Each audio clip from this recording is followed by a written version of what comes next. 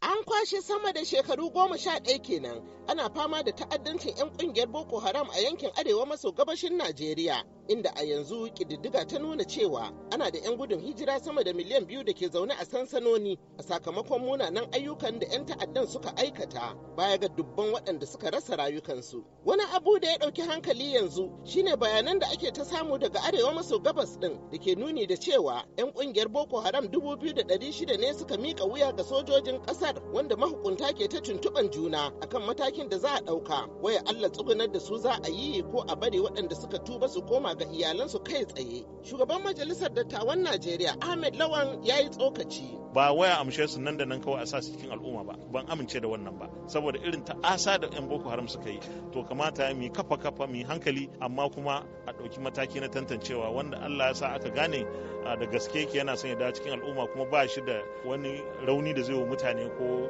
wani kafa da zai ɗauka ya yi wa mutane butulci bayan ya shigo cikin al'umma, to a sa shi. Amma wanda ake zaton zai wa mutane wani abu wadda irin na cin amana ne, to kar a bada wannan damar, inda hali a ɗauki mataki na doka na a hukunta irin wa'anda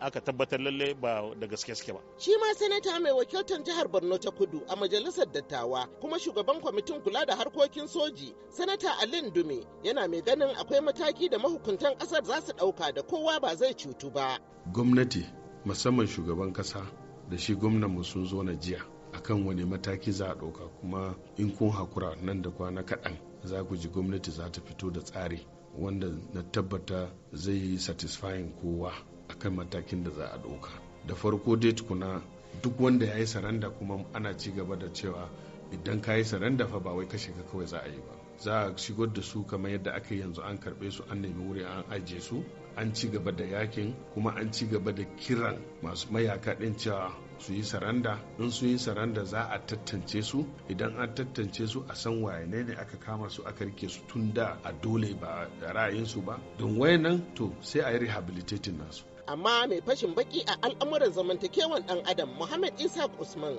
ya ce ko me za a yi kar a yi sulhu da 'yan ta'addan. Ba inda aka taɓa cewa a zauna a yi sulhu da ɗan ta'adda, saboda baka sulhu da mutumin da bai da amana, baka sulhu da mutumin da bai da tausayi, baka sulhu da mutumin da bai san darajar rai da dukiya da zaman lafiya ba.